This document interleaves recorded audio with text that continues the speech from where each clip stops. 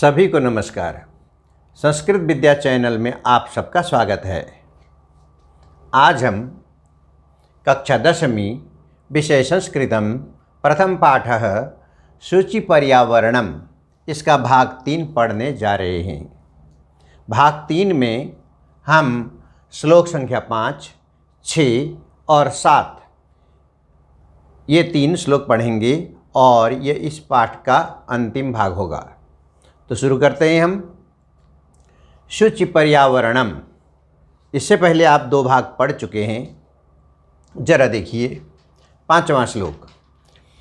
हरित तरूणाम ललितलतानाम मालारमणीया कुसुमावली समीर चालिता श्यान्मे वर्णीया नवमालिका रसालं मिलिता रुचिरं संगमनम शुचि पर्यावरणम शुचि पर्यावरणम।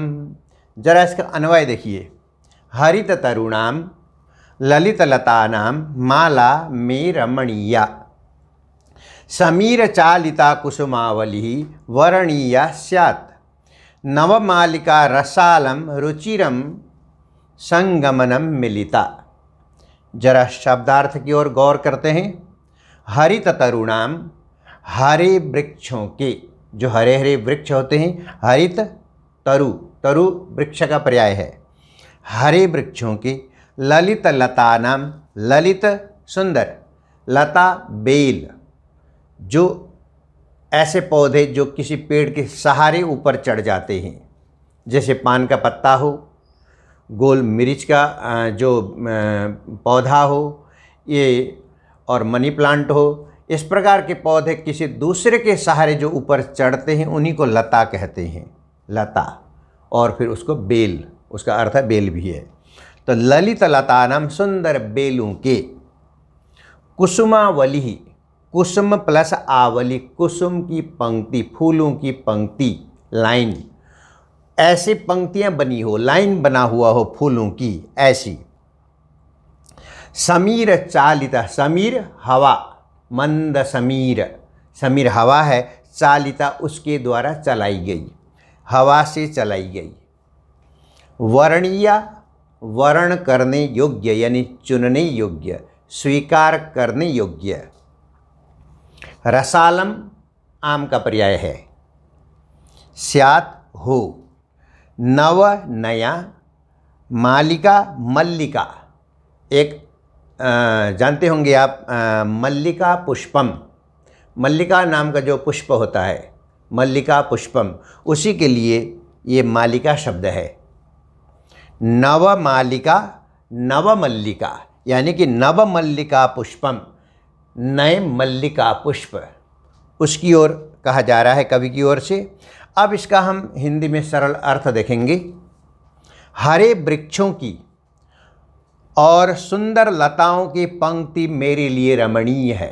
कवि का कहना है हरे वृक्षों की और सुंदर लताओं की पंक्ति मेरे लिए रमणीय है। हवा से चलाई गई, हवा से चलाना का मतलब हिलाई गई, हिली डुली।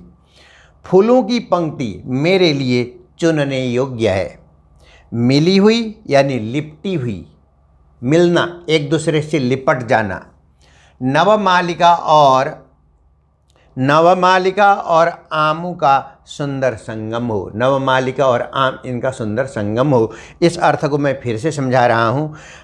कवि हरिदत्त शर्मा जी कहते हैं हरे वृक्षों की और सुंदर लताओं की, लता जान गए आप, बेल जो किसी के सहारे ऊपर चढ़ता है, तो हरे वृक्ष और सुंदर जो लताएं हैं, इनकी जो पंक्ति है, लाइन के लाइन जो इनकी संख्या है देखी जा रही है, वह रमणीय है, रमणीय सुंदर, वह सुंदर दृश्य है। क्योंकि जहाँ पर प्रदूषित वातावरण हो वहाँ पर हरे पेड़ और सुंदर लताओं की पंक्ति का जो दृश्य है वो अपने लिए अत्यंत रमणीय है, वह खुश करने वाला है, प्रदूषण से बचाने वाला है। कवि इस ओर संकेत कर रहे हैं। हवा से चलाई गई यानी हिली हुई। फूलों की पंक्ति, जो फूलों की, कुसुमावली, फूलों की पंक्ति यानी कि फूलों की बहुत सारी क्यारियाँ, फूलों की बहुत सारी पंक्तियां हैं जो हवा के चलने से हिलती डुलती दिखती है, और वह पंक्ति बहुत ही रमणीय, बहुत सुंदर होती है, जो मेरे लिए वर्णीया, सन में वर्णीया, मेरे लिए चुनने योग्य है, वरने योग्य है, स्वीकार करने योग्य है। ऐसी जो आवली है, फूलों की जो पंक्तियां हैं, वो फूलों की पंक्तियां जो खुशबू भी दे रही हो, वातावरण में एक सकारात्मक सोच दे रही हो, ऐसी फूलों की पंक्तियां मेरे लिए चुनने योग्य है, स्वीकार करने योग्य है।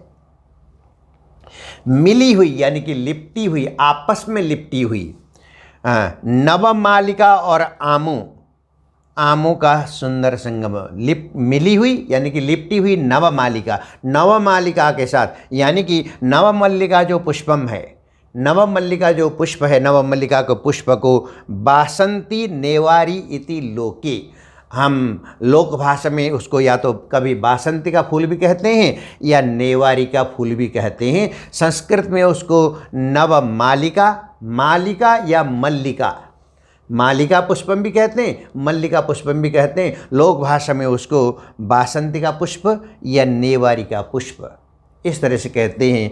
तो इस फूल के साथ में जो आम का जो नवमालिका और आमों का सुंदर आम, इनका सुंदर संगम माने मिलन, इनका मिलन दर्शनीय है, अत्यंत सुंदर है, ऐसा कवि के द्वारा कहा जा रहा है। आप एक बार अन्वय से फिर समझ सकते हैं। हरित तरुणाम, तरु किम भवति, तरु भवति वृक्षः, हरित तरुणाम, हरे तरु की, हरे वृक्षों की, और ललित लतानाम, ललित जो सुंदर लताएं होती हैं, बेल होती हैं, उनकी जो माला है, पंक्ति है, मे रमणीया, मेरे लिए वो रमणीय है, सुंदर है, बहुत अच्छा है, क्योंकि वो हमें दूषित वातावरण से बचने का संदेश दे रहा है और एक सकारात्मक सोच विकसित कर रहा है। समीर चालिता कुसुमावली, समीर के द्वारा, हवा के द्वारा चलाई गई जो कुसुमावली है, फूल की जो पंक्तियां हैं, वह वर्णीया स्यात्, हमें चुनने योग्य है, हमें स्वीकार करने योग्य है। नवमालिका रसालम रुचिरम संगमनम मिलिता, नवमालिका वही नवमल्लिका पुष्पम, नवमल्लिका पुष्पम और रसालम आम्रम, नवमल्लिका पुष्पम आम्रम च रुचिरम अति सुंदरम, रुचिकर योग्यम, रुचि पैदा करने वाला, और संगमनम, इनका जो संगम, इनका जो मिलन है, नवमालिका और रसालम का जो संगम है, संगम मिलिता, वो मिले हुए हैं, लिपटे हुए हैं, जो दृश्य हमें प्रसन्न कर रहा है और हमें उत्साहित कर रहा है, जीवन की ओर प्रेरित कर रहा है। इस प्रकार से यह 5वां श्लोक समाप्त हुआ।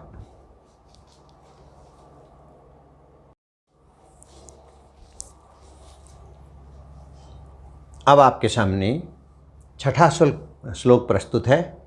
6ठा श्लोक।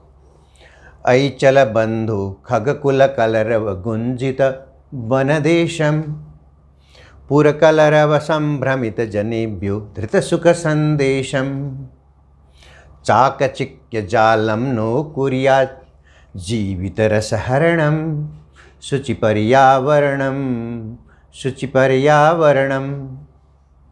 अन्वय। ऐ बंधो खगकुल कलरव गुंजित वनदेशम चल पुरकलरव संभ्रमित जनेभ्यो धृत सुख संदेशम चाकचिक्य जालम जीवित रसहरणम न कुर्यात्। शब्दार्थ देखिए। खगकुल कलरव, पक्षियों के समूह की ध्वनि। खग कहते हैं पक्षी, पक्षी का पर्यायवाची है। कुल माने उसका समूह, उसका जो झुंड है, उसका जो खानदान है पूरा। कलरव माने उसकी ध्वनि, उसकी जो आवाज़ है। गुंजित माने गूंज रहा हो। पुर नगर, पुर कलरव, ये पूरे यहाँ पे जो श्लोक में है पुर नगर, नगर शहर इत्यादि। कलरव शोर, वहाँ पे पक्षियों का शोर। खगकुल कलरव, पक्षियों का चहचहाना, और यहाँ पे नगर का शोर। नगर, पूरा नगर कलरव शोर। संभ्रमित, भ्रम में, संभ्रमित बने भ्रम में फंसे हुए, दुविधा में जो लोग हैं। जनेभ्य, लोगों के लिए। धृत, धारण करो, धारण कर लो, अपने मन में स्वीकार कर लो। चाकचिक्य जालम, चकाचौंध से भरी दुनिया, चकाचौंध भरी दुनिया यानी चकाचौंध से भरी दुनिया।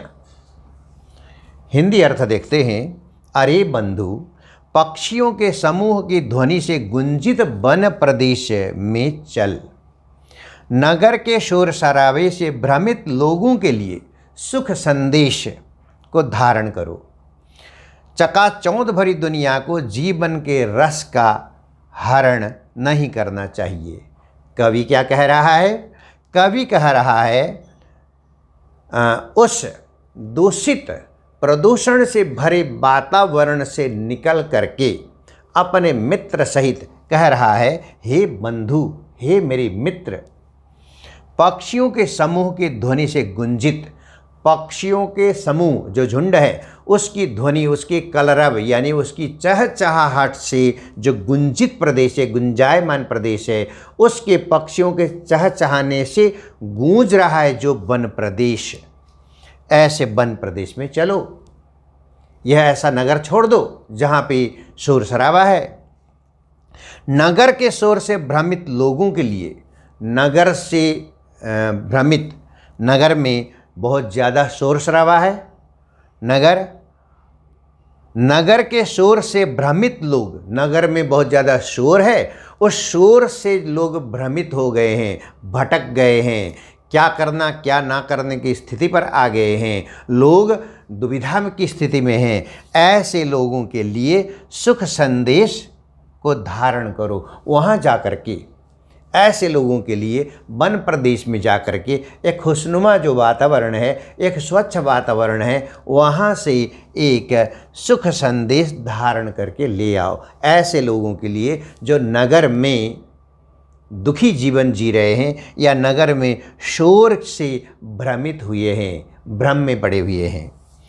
चकाचौंध भरी दुनिया, ये दुनिया जो है चकाचौंध भरी है, दिखावा इसमें खूब है, बहुत सारी चीज़ें इसमें देखने को मिलती है, लेकिन रहस्य कुछ अलग है। चकाचौंध देखने में बहुत सुंदर जो है, ऐसी जो चकाचौंध भरी जो दुनिया है, चकाचौंध भरी दुनिया को जीवन के रस का हरण नहीं करना चाहिए। जीवन का रस यानी जीवन का जो आनंद है, जीवन जीने का जो आनंद है। चकाचौंध भरी दुनिया है, दिखावा खूब, इसमें बाजार हैं और उसमें तरह तरह के अनेक सामान हैं, लोग उसकी ओर झुक जाते हैं और इस तरह से जितना ये चकाचौंध की दुनिया बढ़ती रहती है उतना ही वातावरण दूषित होता रहता है और उस दूषित वातावरण में जीवन का रस, रस का मतलब आनंद, जीवन जीने का जो आनंद है समाप्त हो जाता है। इसीलिए कवि हरिदत्त शर्मा कहते हैं, चकाचौंध भरी जो दुनिया है, इस दुनिया के लोगों को, दुनिया को का मतलब दुनिया के लोगों को जीवन के रस का जो आनंद है, जीवन का जो रस है, जीवन जीने की जो कला है, जीवन जी करके जो आनंद प्राप्त किया जाता है, उस आनंद का हरण नहीं करना चाहिए, उसे ख़त्म नहीं करना चाहिए। लोग स्वच्छ वातावरण में खुश रहना चाहते हैं, उन्हें खुश रहना देना चाहिए। चकाचौंध भरी दुनिया इसमें बाधा उत्पन्न करती है। इस प्रकार से कवि कह रहे हैं। एक बार अन्वय से फिर से देखिए। अयि बंधु, अरे मित्र, खग कुल कलरव गुंजित वन देशम चल। खग कुल कलरव, खग बने चिड़िया, पक्षी, उसके कुल, उसका जो खानदान है, उसका समूह है, झुंड है, उससे, उसके कलरव से, चहचहाहट से गुंजित, गुंजायमान, जो गूंज रहा हो, ऐसे वन प्रदेश में चलो। पूर कलरव, पूर बने नगर, नगर के कलरव बने शोर से, संभ्रमित, संभ्रमित माने भ्रम में फंसे हुए जो लोग हैं उनके लिए धृत सुख संदेशम, सुख का संदेश धारण करके ले आओ। नगर में भटक रहे जो लोग हैं, भ्रमित जो लोग हैं, उनको सुख का संदेश ले आओ। चाकचिक्य जालम, ये चकाचौंध की जो दुनिया है, जाल फैलाया हुआ है चकाचौंध, उसमें लोग घुसे जा रहे हैं, फंसे जा रहे हैं, दिखावा में लोग आ रहे हैं। इस प्रकार से सांसारिक सुंदरता की ओर लोग फंसे हुए हैं और उसके चलते जीवन का रस समाप्त हो रहा है, जीवन का जो आनंद है वो ख़त्म हो रहा है। कवि कहते हैं इस चकाचौंध की दुनिया में जो फंसे हुए लोग हैं उनके द्वारा जीवन का जो रस है, वह आनंद है, उसका हरण नहीं करना चाहिए, उसको समाप्त नहीं करना चाहिए। जीवन के रस का अगर हरण हो गया, जीवन के रस को अगर समाप्त कर दिया गया तो फिर किसी के लिए भी जीवन जीना कष्टदायक होगा। इसीलिए ये चकाचौंध की दुनिया वालों को ऐसा नहीं करना चाहिए और व्यक्ति को अपने स्वच्छ वातावरण की ओर जाना चाहिए, चकाचौंध की दुनिया में नहीं फंसना चाहिए, ऐसा कविवर संदेश दे रहे हैं। तो इस प्रकार से ये छठा श्लोक समाप्त हुआ।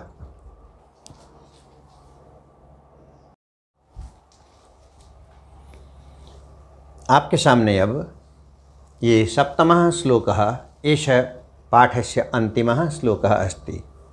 सप्तमः श्लोकः प्रस्तरतले लतातरुगुल्म नो भवन्तु पिष्टाः पाषाणी सभ्यता निसर्गे स्यान्न समाविष्टाः मानवाय जीवनं कामये नो जीवन मरणं शुचिपर्यावरणं शुचिपर्यावरणम्।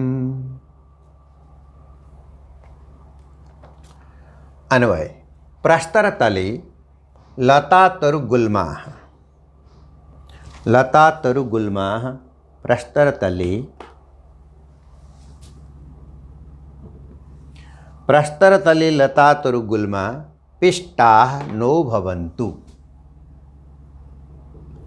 पिष्टाः नो भवन्तु पाषाणी सभ्यता निसर्गे समाविष्टा न स्यात् मानवाय जीवनम कामये जीवन मरणम न। कवि क्या कहना चाह रहा है, शब्दार्थ को देखते हैं। प्रस्तर तले, पत्थरों के तल में, तल माने नीचे, पत्थरों के नीचे। लता तरु गुल्मा, लता वृक्ष और झाड़ी, गुल्म का मतलब झाड़ी। पिष्टा पिसी हुई, पाषाणी पथरीली, निसर्गे प्रकृति में, स्यान्न संधि विच्छेदे स्यात् प्लस न, नहीं हो, जिसका अर्थ है कामय कामना करता हूँ, कामना का मतलब इच्छा, इच्छा करता हूँ। अब हिंदी अर्थ देखेंगे, लता वृक्ष और झाड़ी पत्थरों के तल यानी नीचे ना पिसे, पाषाणी सभ्यता प्रकृति में समाविष्ट ना हो, मानव के लिए जीवन की कामना करता हूँ, ना कि जीते हुए मरण। कवि क्या कहना चाह रहा है, लता वृक्ष और झाड़ी ये सब प्रकृति है, ये प्रकृति की ये प्रकृति का रूप है। लता वृक्ष और झाड़ी ये प्रकृति का रूप है। ये प्रकृति का जो रूप है यह पत्थरों के नीचे ना दबे, पत्थरों के तल बने नीचे ना पिसे, यानी कि लता वृक्ष और झाड़ियों को काट काट करके, इनको नष्ट करके, इनको समाप्त करके, सब पत्थर के नीचे यानी बिल्डिंग खड़ी करके उसको समाप्त ना किया जाए। कवि का कहना है नगरों में क्या हो रहा है, वृक्ष इत्यादि को काट करके, लताओं को समाप्त करके वहाँ केवल बिल्डिंग बनाए जा रहे हैं। यानी कि कवि यही संदेश दे रहा है, लता वृक्ष और झाड़ी पत्थरों के नीचे दबा दिए जा रहे हैं, उनका समापन किया जा रहा है और उनकी जगह कंक्रीट से भरे हुए बिल्डिंग बनाए जा रहे हैं। तो इस तरह से सभ्यता को, जो प्रकृति को नष्ट किया जा रहा है। पाषाणी सभ्यता प्रकृति में समाविष्ट ना हो। पाषाणी पथरीली सभ्यता, नगर के ऊपर नगर बसाते जाना, बिल्डिंग के ऊपर बिल्डिंग बनाते जाना, हजारों सैकड़ों बिल्डिंग बना करके शहर बसा देना और उसके लिए पेड़ पौधे नदी नाले सबको समाप्त करना, जिससे प्रदूषण की मात्रा पर्याप्त बढ़ेगी और प्रदूषण में रोकथाम करने वाले जो लता वृक्ष और झाड़ियाँ होती थी वो रहेगी ही नहीं, जिससे पाषाणी सभ्यता आ जाएगी। पथरीली सभ्यता तो आएगी लेकिन प्राकृतिक सुषमा नष्ट हो जाएगी। तो कभी उसका विरोध कर रहा है कि नगर में जो पथरीली सभ्यता यानी मकान के ऊपर मकान या बिल्डिंग के ऊपर बिल्डिंग, कंक्रीट के बिल्डिंग खड़े किए जा रहे हैं और उसके लिए प्रकृति को नष्ट किया जा रहा है।